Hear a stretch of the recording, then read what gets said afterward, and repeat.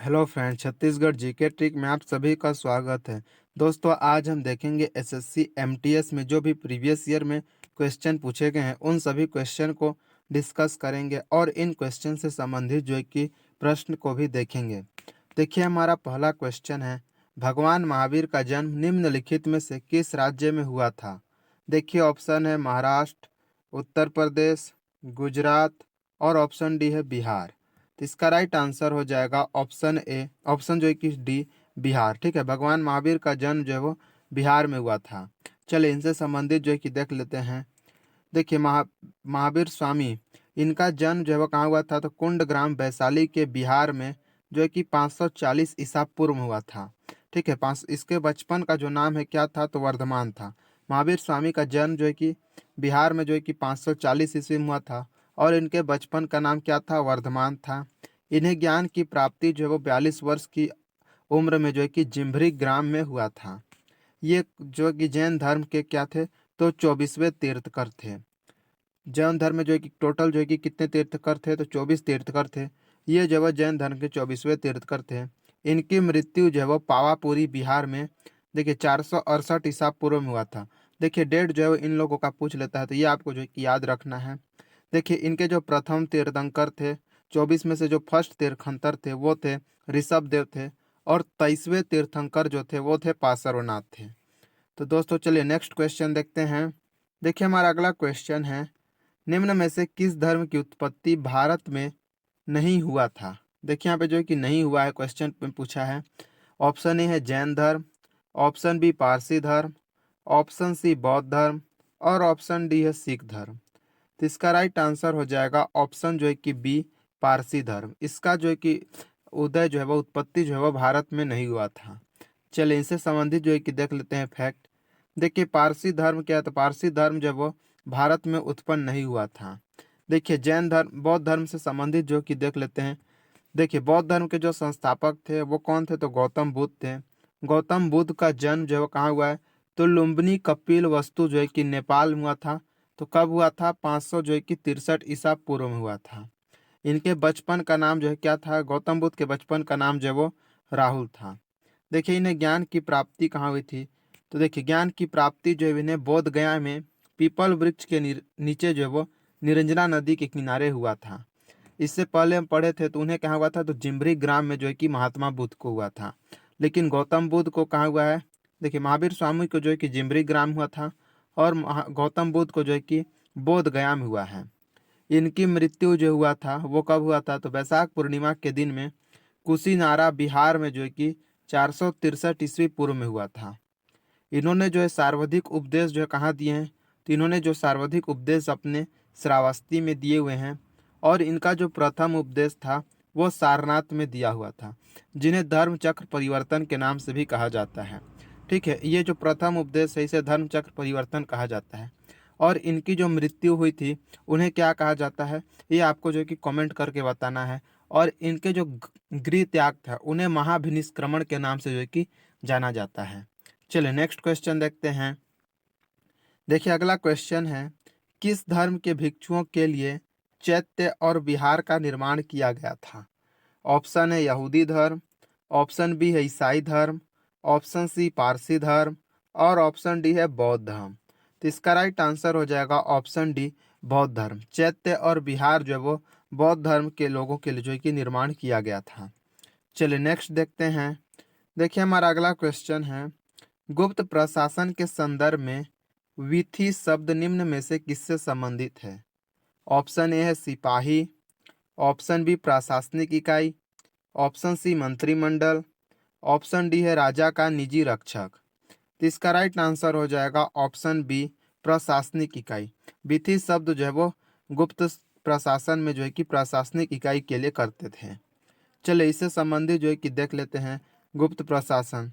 तो देखिए, गुप्त वंश की स्थापना कौन किया था? तो गुप्त वंश के जो संस्थापक थे वो श्री गुप्त थे और इन्होंने जो है कि महाराज की उपाधि धारण की थी। इसके अगले शासक थे चंद्रगुप्त प्रथम, जो कि 319 में देखिए इन्होंने क्या चलाया था? तो चंद्रगुप्त प्रथम ने जो है कि 319 में गुप्त संवत जो है कि चलाया था और इन्होंने जो उपाधि धारण की थी वो महाराजाधिराज की उपाधि धारण की थी। देखिए श्रीगुप्त जो है महाराज की उपाधि धारण किए हैं, जबकि चंद्रगुप्त प्रथम जो है वो महाराज धीराज की उपाधि धारण किए हैं और सोने का सिक्का जो है वो चलाते हैं। तो देखिए चंद्रगुप्त प्रथम ने 319 में क्या किया, गुप्त संवत चलाया। इन्होंने कौन सी उपाधि धारण की थी, तो महाराजा धीराज की उपाधि धारण की थी और सोने का जो है कि सिक्का चलाते हैं। इसके बाद गुप्त वंश का जो नेक्स्ट शासक था वो था आपका समुद्रगुप्त, जिसे भारत का नेपोलियन भी कहा जाता है। और ये किसने कहा था, तो ये V.A. स्मिथ जो है इन्होंने जो है कि समुद्रगुप्त को भारत का नेपोलियन कहा था। इसके दरबार में एक कवि थे, ठीक है, समुद्रगुप्त के दरबार में एक कवि था जिसका नाम था हरिसेन, जिसकी रचना जो है वो है प्रयाग प्रशस्ति। तो प्रयाग प्रशस्ति किसकी है, तो ये है हरिसेन की। देखिए नेक्स्ट शासक है चंद्रगुप्त द्वितीय, ठीक है, गुप्त वंश का जो अगला शासक है वो है आपका चंद्रगुप्त द्वितीय, जिन्होंने विक्रमादित्य की उपाधि धारण की थी। और जो फाह्यान था, ठीक है, चीनी यात्री जो फाह्यान का आगमन था वो चंद्रगुप्त द्वितीय के समय में ही हुआ था। ठीक है, देखिए ये सभी क्वेश्चन जो है पूछे जाते हैं कि फाह्यान का आगमन जो है वो किस शासक के समय में हुआ था, तो ये जो है वो चंद्रगुप्त द्वितीय के समय में हुआ था। देखिए चंद्रगुप्त द्वितीय का दो अभिलेख हैं, एक है उदयगिरी का अभिलेख और एक है मेहरौली का अभिस्तंभ। ठीक है, देखिए इनके जो प्रांतों का प्रमुख होता था, देखिए वीथी शब्द जो है प्रशासनिक इकाई से संबंधित है, लेकिन गुप्त में जो प्रांतों का प्रमुख होता था उसके लिए जो है कि हम उपरिक्त शब्द का प्रयोग करते थे। इनके प्रशासन की जो सबसे छोटी इकाई थी वो क्या थी, ग्राम था। और ग्राम का जो प्रमुख होता था वो ग्रामिक कहलाता था। तो ये थे गुप्त वंश से संबंधित कुछ महत्वपूर्ण फैक्ट। चलिए अगला क्वेश्चन देखते हैं। देखिए नेक्स्ट क्वेश्चन है, निम्नलिखित में से कौन सी सबसे बड़ी प्राचीन सभ्यता है। ऑप्शन ए चीन, ऑप्शन बी मिस्र, ऑप्शन सी सिंधु घाटी सभ्यता और ऑप्शन डी है मेसोपोटामिया। तो इसका राइट आंसर हो जाएगा ऑप्शन सी, सिंधु घाटी सभ्यता। ये जो है वो सबसे बड़ी प्राचीन सभ्यता है। चलिए सिंधु घाटी सभ्यता के बारे में देख लेते हैं। देखिए सिंधु घाटी सभ्यता जो कि क्या है, सबसे प्राचीन सभ्यता है। देखिए 1921 में जो है कि दयाराम साहनी ने जो है कि किसकी खोज की थी, तो हड़प्पा की खोज की थी। और 1922 में जो है कि राखालदास बनर्जी ने जो है कि मोहनजोदड़ो की खोज की थी। देखिए ये जो है सिंधु नदी के तट पर स्थित हैं। ठीक है, हड़प्पा मोहनजोदड़ो जो है सिंधु नदी के तट पर स्थित है, जबकि हड़प्पा किस नदी के तट पर है, तो ये जो है वो रावी नदी के तट पर स्थित है। देखिए सिंधु घाटी सभ्यता को कांस्ययुगीन सभ्यता भी कहा जाता है। क्यों कहा जाता है, तो सिंधु घाटी की सभ्यता के लोग जो है वो उस टाइम जो है कि कांस्य का उपयोग जो है बहुत अधिक मात्रा में जो है करते थे, इस कारण इसे कांस्ययुगीन सभ्यता कहते हैं। देखिए सिंधु घाटी सभ्यता का जो विस्तार था वो 3 देशों में था, भारत, पाकिस्तान और अफगानिस्तान। इन 3 देशों में जो है कि सिंधु घाटी सभ्यता का विस्तार था। देखिए इसका सबसे जो उत्तरी स्थल था वो कहाँ था, तो मांडा था जो कि जम्मू कश्मीर में है। सबसे पूर्वी स्थल आलमगीरपुर जो कि उत्तर प्रदेश में है। देखिए इसका जो सबसे दक्षिणी स्थल है वो कौन सा है, तो दैमाबाद है जो कि महाराष्ट्र में है। देखिए मांडा जो है वो किस नदी किनारे स्थित है, तो ये जो है वो चिनाब नदी किनारे स्थित है। देखिए इसका सबसे पूर्वी स्थल है आलमगीरपुर, ये जो है उत्तर प्रदेश में, और ये जो है वो हिंडन नदी किनारे स्थित है। ठीक है, आलमगीरपुर जो है वो हिंडन नदी किनारे स्थित है। इसका सबसे दक्षिणी स्थल है दैमाबाद जो कि महाराष्ट्र में है, और दैमाबाद जो है प्रवरा नदी के किनारे स्थित है। और इसका जो सबसे पश्चिमी स्थल है वो है सुत गेंडोर जो कि पाकिस्तान में है, और ये जो है वो दास्क नदी के किनारे स्थित है। तो दोस्तों कौन सा स्थल जो है किस नदी किनारे स्थित है, ये सभी क्वेश्चन जो है कि पूछ लेते हैं। तो देखिए मांडा किस नदी किनारे है, चिनाब की नदी किनारे, आलमगीरपुर हिंडन नदी के किनारे, दैमाबाद प्रवरा नदी के किनारे, और सूत गेंडोर जो है वो दास्क नदी के किनारे हैं। चलिए नेक्स्ट क्वेश्चन देखते हैं। देखिए अगला क्वेश्चन है, अमरावती स्तूप भारत के किस राज्य में स्थित है। देखिए ऑप्शन ए है Madhya Pradesh, option B Tamil Nadu, option C Andhra Pradesh और ऑप्शन डी महाराष्ट्र। तो इसका राइट आंसर हो जाएगा ऑप्शन जो है कि, देखिए इसका राइट आंसर हो जाएगा ऑप्शन जो है कि सी, आंध्र प्रदेश। ठीक है, अमरावती स्तूप जो है वो आंध्र प्रदेश में जो है कि पाया जाता है। चलिए नेक्स्ट देखते हैं। देखिए अमरावती स्तूप जो है कि कहाँ पाया जाता है, तो आंध्र प्रदेश राज्य में स्थित है। इस स्तूप का निर्माण जो है वो सातवाहन वंश ने जो कि 3री शताब्दी ईसा पूर्व में करवाया था। ठीक है। अमरावती स्तूप का निर्माण जो है वो किस वंश ने करवाया था? तो सातवाहन वंश के द्वारा जो है कि 3री शताब्दी ईसा पूर्व करवाया गया था। चलिए कुछ महत्वपूर्ण जो है कि स्तूप देख लगते हैं कि कौन किस राज्य में स्थित है। देखिए सांची का स्तूप ये कहाँ स्थित है? तो ये जो है एमपी यानी कि मध्य प्रदेश में स्थित है। और इसका निर्माण जो है वो किस वंश करवाया था? तो मौर्य वंश के जो है कि राजा अशोक के द्वारा जो है कि सांची का स्तूप का निर्माण कराया गया था। देखिए नेक्स्ट है मेहरौली का लो स्तंभ। तो इससे ये कहाँ स्थित है? तो ये दिल्ली में है। और इसे जो है गुप्त वंश के शासक चंद्रगुप्त द्वितीय ने जो है कि निर्माण कराया था। देखिए अभी ही इसको बताया था। और चंद्रगुप्त द्वितीय का एक और अभिलेख कौन सा है? तो उदयगिरी का अभिलेख जो है वो इन्हीं का है। देखिए एक और अभिलेख है जूनागढ़ अभिलेख। ये कहाँ स्थित है? तो ये जो है गुजरात में स्थित है। और इसका निर्माण जो है किसने करवाया था? तो रुद्रदामन राजा के द्वारा करवाया गया था। चलिए नेक्स्ट क्वेश्चन देखते हैं। देखिए हमारा अगला क्वेश्चन है मोहनजोदड़ो किस नदी के तट पर स्थित है? देखिए अभी पिछले क्वेश्चन बताया था कि मोहनजोदड़ो किस नदी के तट पर स्थित है। तो इसका राइट आंसर हो जाएगा ऑप्शन जो है कि डी सिंधु नदी किनारे। ठीक है मोहनजोदड़ो जो है वो सिंधन नदी के किनारे स्थित है। देखिए हिंडन नदी किनारे कौन सा शहर स्थित था? तो जो कि आलमगीरपुर जो कि सिंधु सभ्यता का सबसे पूर्वी स्थल था। घग्गर नदी किनारे कौन सा स्थल है? तो कालीबंगा जो है वो घग्गर नदी के किनारे स्थित है। और जो है कि हड़प्पा किस नदी के किनारे स्थित है? तो ये जो है वो रावी नदी के किनारे स्थित है। चलिए कौन सा शहर जो है किस नदी के किनारे स्थित है ये सभी जो है कि देख लेते हैं।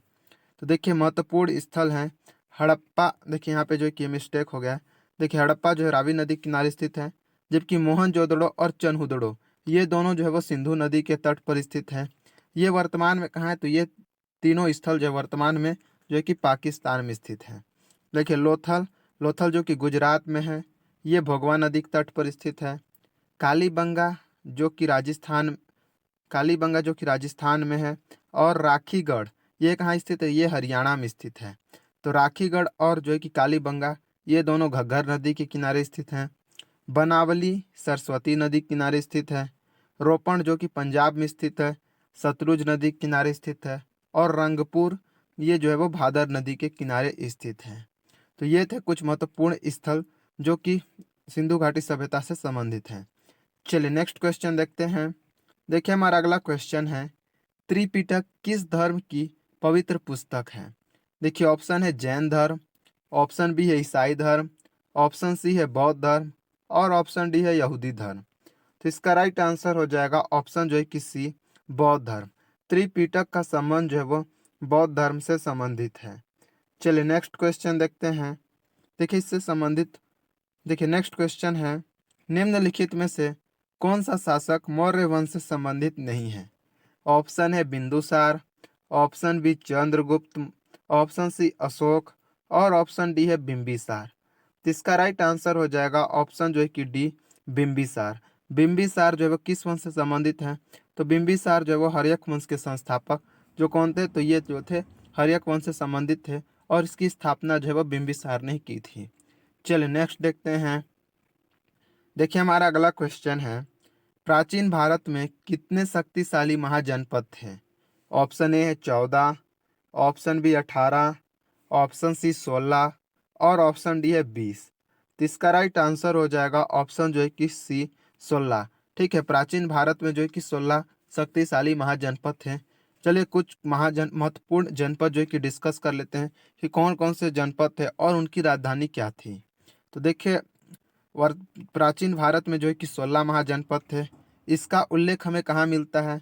तो बौद्ध धर्म के अंगुत्तर निकाय और जैन धर्म के जो है कि भगवती सूत्र इससे हमें यह उल्लेख मिलता है कि प्राचीन भारत में जो है कि 16 महाजनपद थे। देखिए कुछ महत्वपूर्ण जनपद देख लेते हैं और उनकी राजधानियाँ देख लेते हैं। देखिए अवंती महाजनपद इसकी राजधानी जो थी उज्जैनी थी। मगध महाजनपद की राजधानी पाटलिपुत्र। गांधार इसकी राजधानी तक्षशिला थी। वज्जी महाजनपद की राजधानी वैशाली। अंग की राजधानी चंपा और कुरु की राजधानी इंद्रप्रस्थ। ये जो थे वो कुछ महत्वपूर्ण महाजनपद और उनकी राजधानी है। ठीक है देखिए इसका उल्लेख कहाँ मिला है? ये जो है कि बहुत इंपॉर्टेंट है। ये दोनों की इसका उल्लेख जो अंगुत्तर निकाय जो कि बौद्ध धर्म का है और भगवती सूत्र जो कि जैन धर्म का है। इन दोनों में जो है कि 16 महाजनपद की जानकारी का उल्लेख मिलता है। चलिए नेक्स्ट देखते हैं। देखिए हमारा अगला क्वेश्चन, ये लास्ट क्वेश्चन है और इस क्वेश्चन का आंसर आपको कमेंट करके बताना है कि निम्नलिखित में से किस पाठ को वेदांत कहते हैं। तो दोस्तों वीडियो अच्छी लगी तो वीडियो को लाइक शेयर करें और अगर आप हमारे चैनल पर नए हैं तो चैनल को सब्सक्राइब कर लें। और दोस्तों कमेंट करके बताएं कि इसी प्रकार से जो है कि क्वेश्चन के साथ उनके फैक्ट भी जो है कि लाया जाए या नहीं। तो दोस्तों ये कमेंट करके आप ज़रूर बताएं और वीडियो कैसी लगी ये भी कमेंट करके बताएं। धन्यवाद।